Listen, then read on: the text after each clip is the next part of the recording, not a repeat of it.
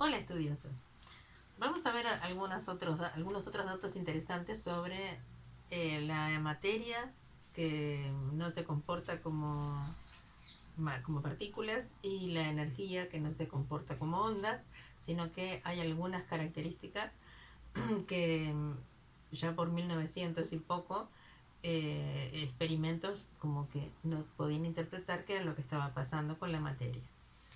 En realidad tiene que ver con que la física tradicional, la mecánica newtoniana, no puede ser aplicada tal cual a nivel de partículas subatómicas, pero ahí vienen las características, o sea, eh, las, las ondas de energía, las ondas electromagnéticas se consideraban siempre continuas, es decir, que era una magnitud continua la energía, y las partículas siempre se consideraban como que la interacción podía llevar a predecir su comportamiento si usábamos la física newtoniana, y eso no siempre pasaba así.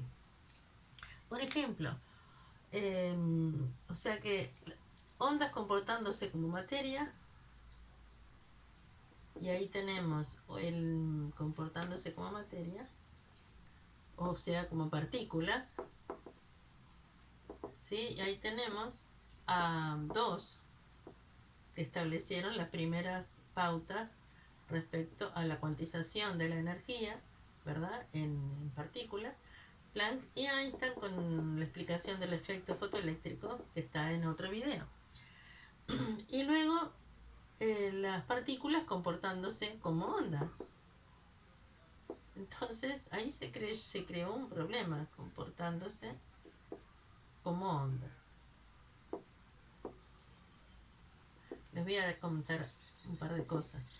En este caso tenemos al experimento que es la difracción de electrones por Davison y Germer en un prisma, ¿sí? Por Davison y Germer, porque era alemán, así que se lee Germer. Esto fue en 1925, esto fue por 1900, esto fue por 1905, la explicación de Einstein.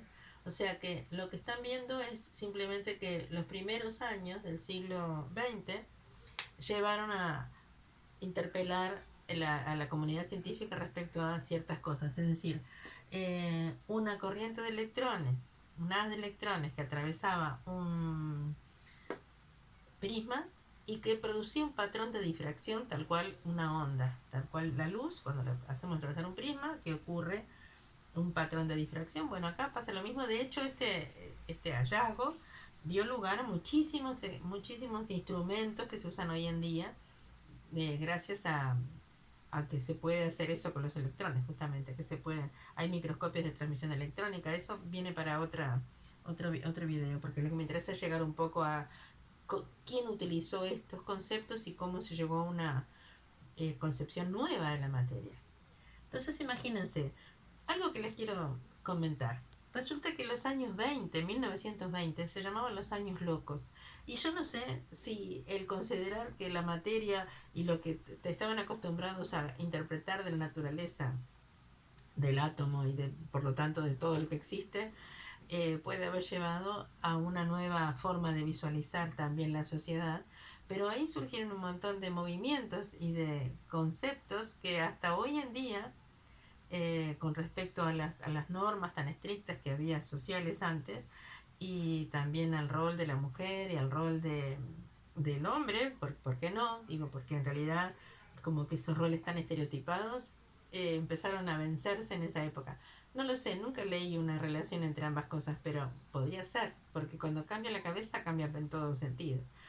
Bien, entonces, ¿qué es lo que le pasaba a Planck? Planck lo que vio es que la radiación de un cuerpo que se iba calentando, se le iba dando energía, no producía una radiación continua, sino que como si si se le da calor a un cuerpo, entonces él pensaba que llegaba y las partículas eran como osciladores armónicos, como pequeños osciladores. Él pensaba así en las partículas que constituían un cuerpo que se estaba calentando.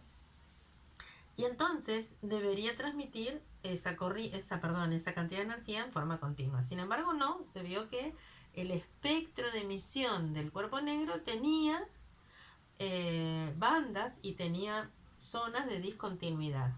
Entonces, lo que él vio es que en realidad esas zonas como que eran múltiplos de un valor mínimo, que le llamó un cuanto de energía, que el valor de un cuanto de energía justamente es h nu, la frecuencia de esa onda por una constante que él halló, distintas experimentos que le vienen al caso, ¿sí?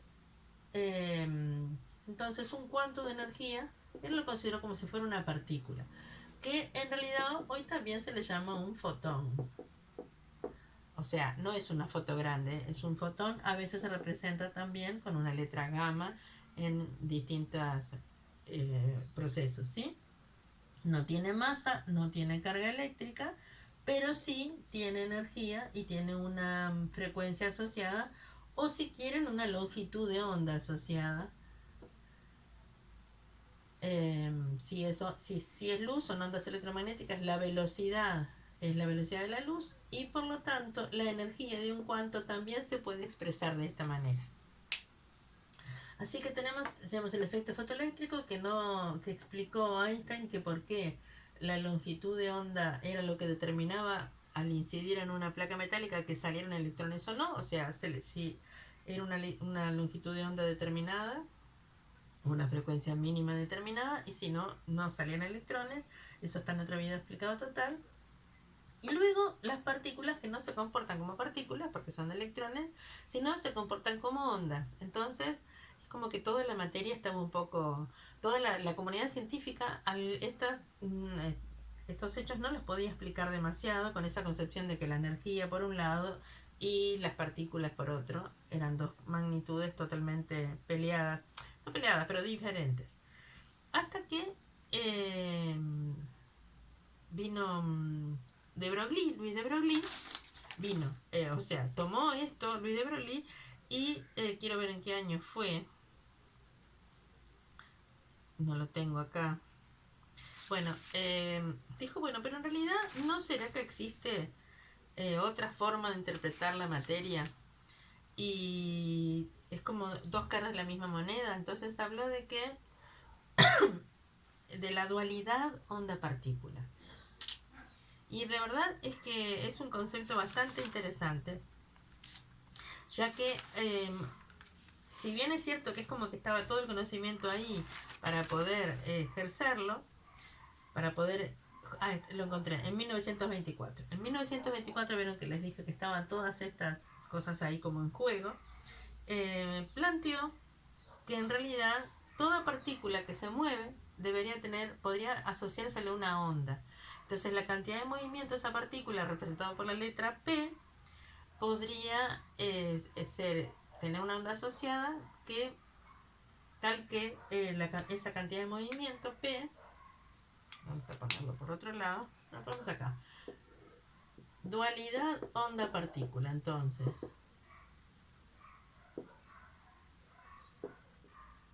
quiere decir que ya la materia no es solo partículas, o la energía no es solo ondas, sino que ambas son como dos caras de la misma moneda. Y tal como lo planteó él, una partícula con cantidad de movimiento P tiene una onda asociada cuya longitud de onda se puede calcular como h sobre lambda. Entonces es como que cada partícula en movimiento debería tener una onda asociada, podría tenerla, o tendría. ¿Por qué no lo vemos entonces en el mundo macroscópico? Bueno, porque justamente para este valor muy elevado, ven que estos son inversos en realidad, para un valor de unas partículas grandes con una velocidad no demasiado elevada, entonces la longitud de onda es muy pequeña, y si es muy pequeña es imperceptible, ¿sí? Y eso es lo que en realidad se interpreta hoy en día, que sí, que es correcto. Todas las partículas en movimiento tienen una onda asociada, pero esa onda no es perceptible. Pero a nivel de las partículas subatómicas, donde este valor es pequeño, este valor pasa a ser grande y apreciable. Y entonces muchas veces se le asocia a la función de onda de una partícula. Después vamos a ver que eso en realidad lo utilizó también Schrödinger.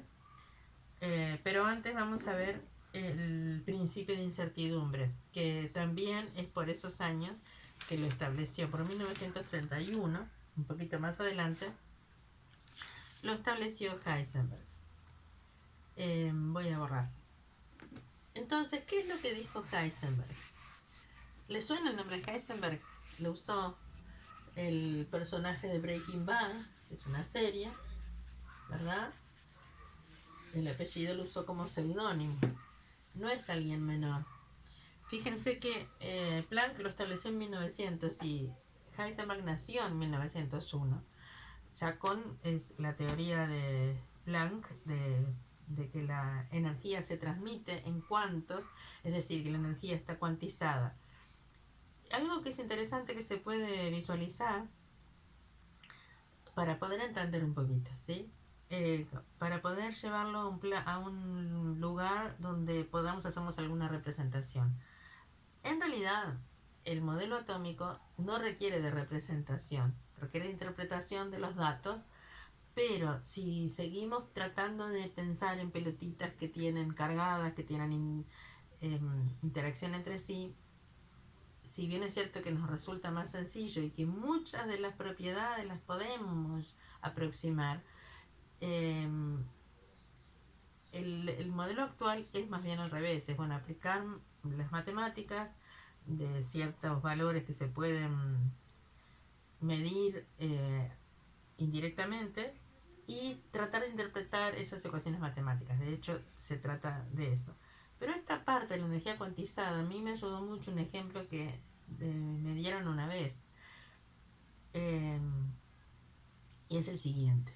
Pensemos en instrumentos musicales que emiten sonido, que es una forma de energía, ¿sí? Que se transmite por ondas a través de las diferentes presiones que van cambiando en el aire, ¿sí?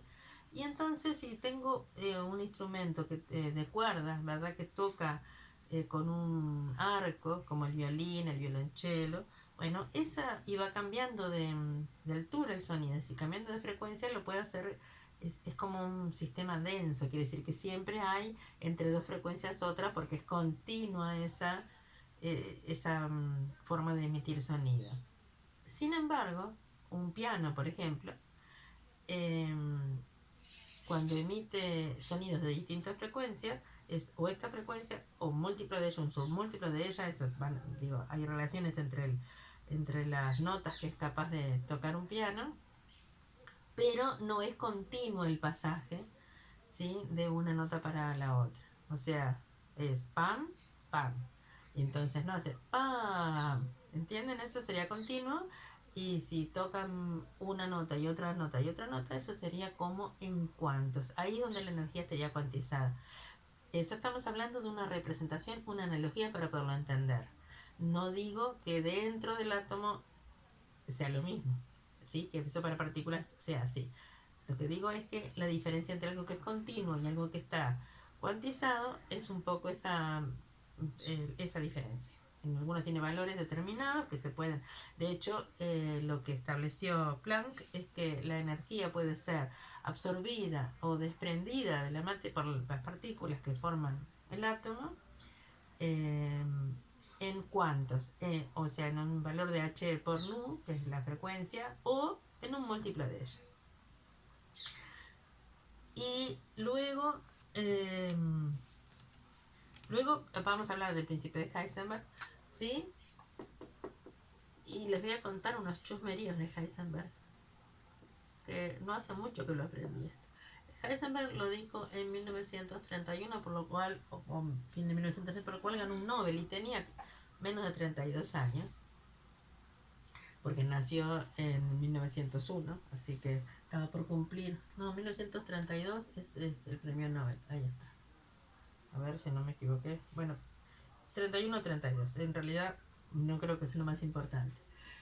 Él estableció una matemática matricial que ya se había usado antes, pero la aplicó a la estructura atómica, tratando de calcular ciertos valores asociados a las propiedades del electrón dentro del átomo.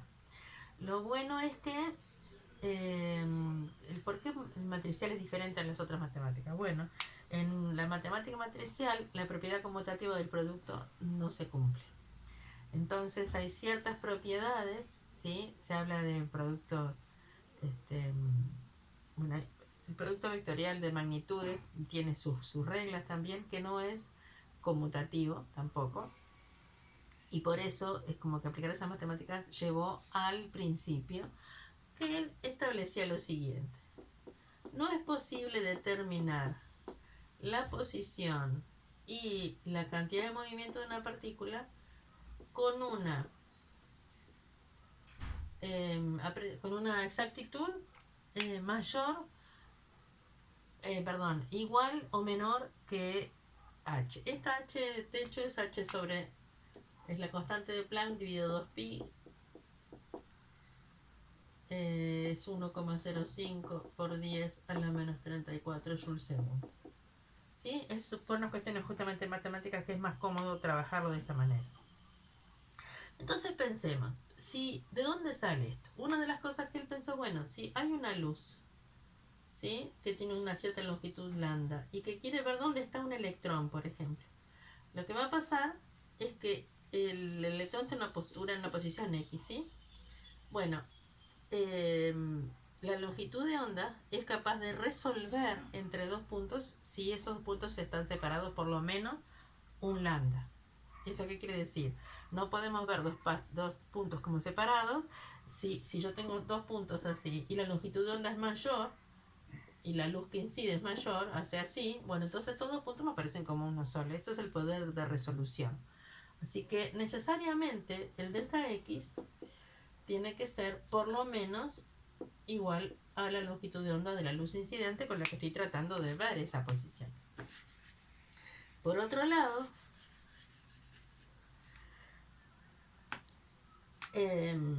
según Planck, fíjense, la cantidad de movimiento puede ser por lo menos la incertidumbre, la cantidad de movimiento de la partícula.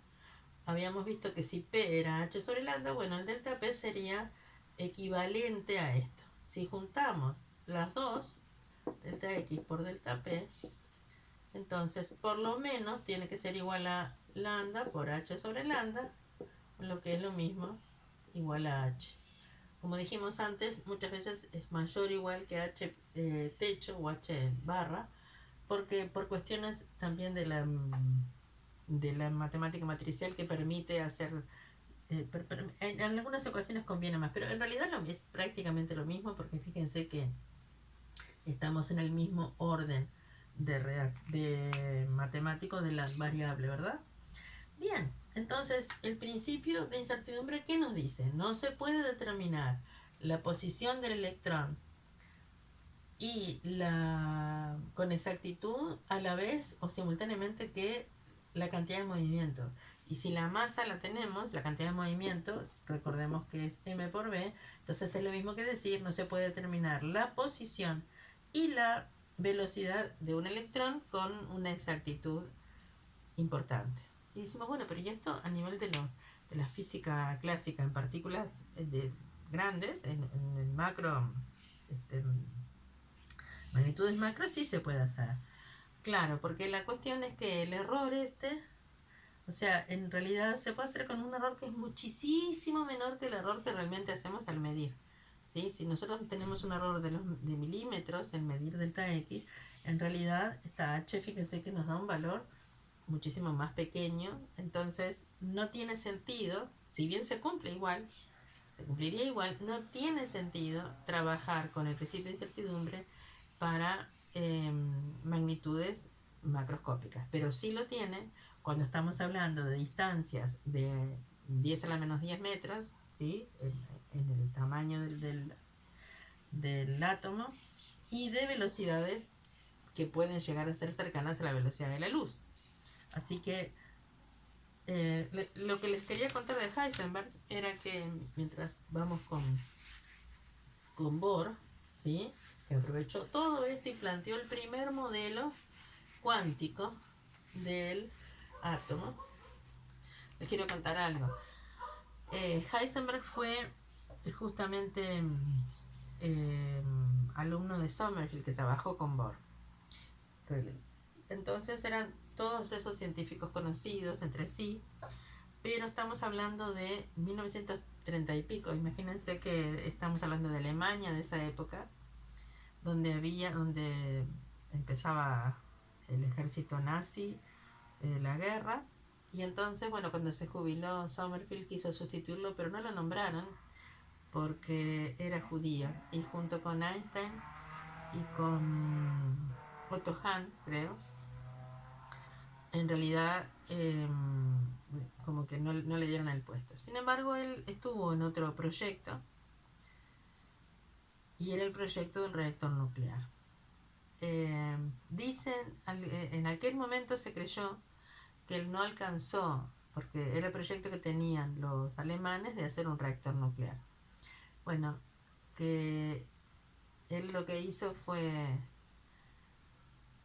como que no hizo los cálculos correctos para hallar la masa crítica para desarrollar una bomba, y entonces los dijo como que no sé, eludió, se reunió con Bohr para decirle de los planes que tenían los alemanes del reactor nuclear, y Bohr tenía conocidos en Estados Unidos de la comunidad científica que en realidad la desarrolló luego el proyecto Manhattan. Y sí produjo la bomba atómica. Entonces creo que es uno de los que fue responsable de que no se desarrollara en Alemania. No sabemos qué hubiera pasado. Igual también creo que no es bueno que la hayan desarrollado en Estados Unidos. Pero eso es una opinión personal. Bien, es más, parece que cuando tiraron la bomba atómica en el 45, esos datos están todos en Wikipedia. Lo que pasa es que se los comento porque, bueno, como justo estamos hablando de esto, me parece que es interesante conocerlo. Como en 1945, cuando finalmente se tiró la bomba atómica, él tomó su material y realizó el cálculo perfecto, muy cercano, de cuál sería la masa crítica. O sea que lo que había dicho que no lo podía calcular, él lo hizo en un día, creo, algo por el estilo. Bueno, no se corrobora que en realidad lo que pasó es que no quiso realizar el cálculo y no colaborar en ese sentido en un arma muy letal. Era un chisme, pero me pareció interesante porque yo en todos estos años que llevo estudiando química nunca había, no me acuerdo de haber escuchado sobre esto. Bueno, entonces Bohr dijo, bueno, muy bien, ¿qué es lo que había hasta ese momento con respecto a modelos? Porque una cosa es lo que venimos hablando ahora, de que la física tradicional o clásica no comprendía cómo la materia podía comportarse como ondas, y las ondas podían comportarse como partículas en cuanto a estar cuantizadas y empaquetadas. Y entonces, y estaba por otro lado el último modelo que había de átomo de Rutherford, que es un modelo en el cual Rutherford llegó a la idea de que son partículas nucleadas, o sea que el átomo tiene en el centro el núcleo positivo, confinado en un espacio muy pequeño, y que los electrones están alrededor. Él los pensó como estáticos, pero Bohr dijo, no, estáticos no puede ser porque caerían enseguida. Si los electrones son negativos y el núcleo es positivo, seguramente hubieran caído al núcleo. Entonces él estableció su modelo con ciertos postulados, tomando todo lo que hablamos de la dualidad onda-partícula, de la cuantización de la energía. Bueno, formuló 4 postulados, ¿sí? Y dice lo siguiente, dice, bueno, el electrón tiene solo permitidos ciertos estados estacionarios, tales que el momento angular del electrón es múltiplo de NH sobre 2pi, ¿sí?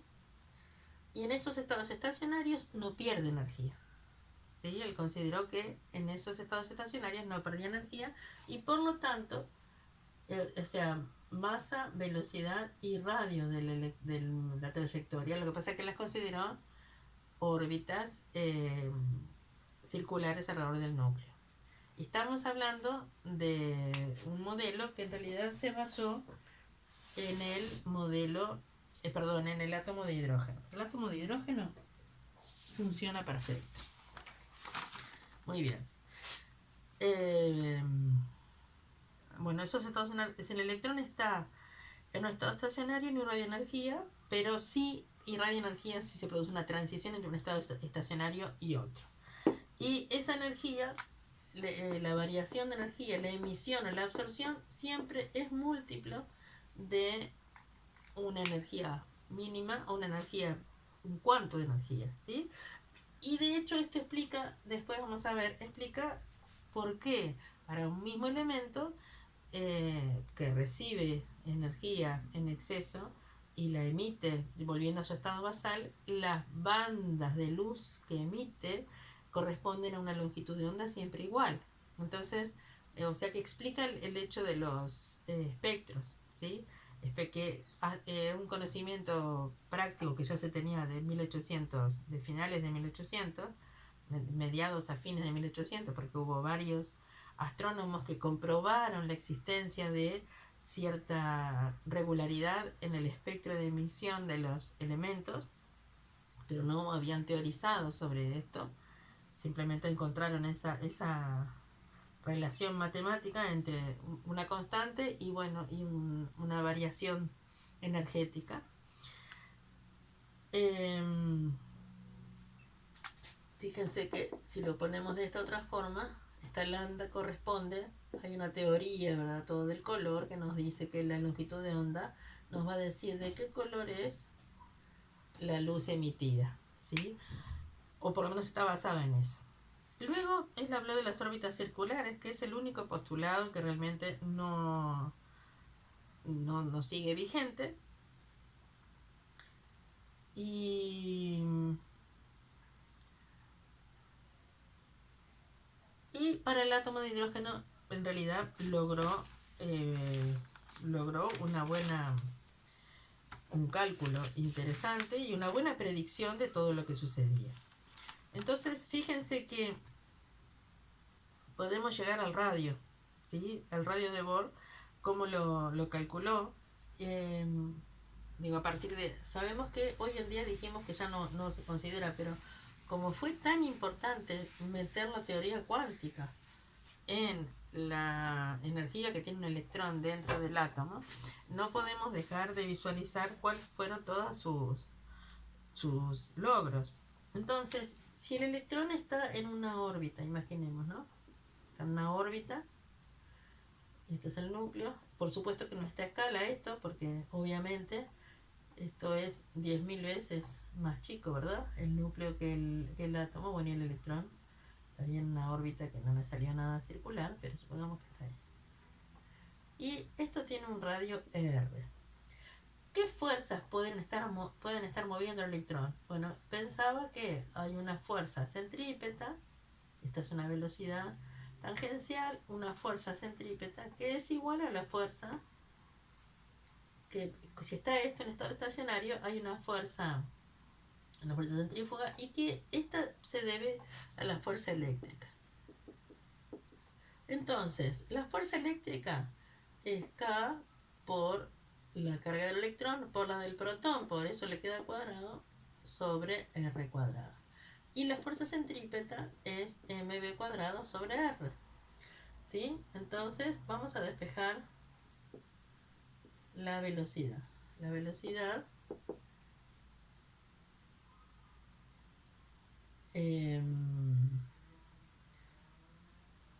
paso esto para acá, K cuadrado sobre mr y sería la raíz. O si quiero voy a despejar, es lo mismo, b cuadrado me queda acá por e cuadrado sobre mr, es igual. Yo lo puedo, o sea, cualquiera de los dos es factible. Luego, si como él postuló este dato, si despejamos de acá la velocidad, perdón, decimos, bueno, vale, NH sobre 2pi, y la m y la r, la masa y el radio, pasan dividiendo. Así que si esto va al cuadrado, en realidad es igual como lo tratemos, sin el cuadrado, o sea, a la 1 o no, 4pi cuadrado masa cuadrado r cuadrado. Y este término debería ser igual a este, ¿verdad? La velocidad tangencial se interpreta de cualquiera de las dos maneras, se puede sacar, y entonces sería k por e cuadrado sobre masa por r igual a n cuadrado h cuadrado sobre 4pi cuadrado m cuadrado r cuadrado. Podemos cancelar y despejamos esta r, y entonces ¿qué nos queda? El radio, ¿se ve? Sí. El radio sería n cuadrado h cuadrado. Esta acá es la constante de Coulomb, ¿sí? Que también puede ser 1 sobre 4 pi epsilon 0.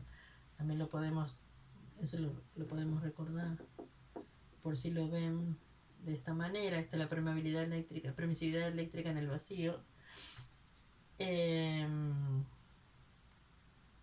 Sobre 4pi cuadrado por k por la masa del electrón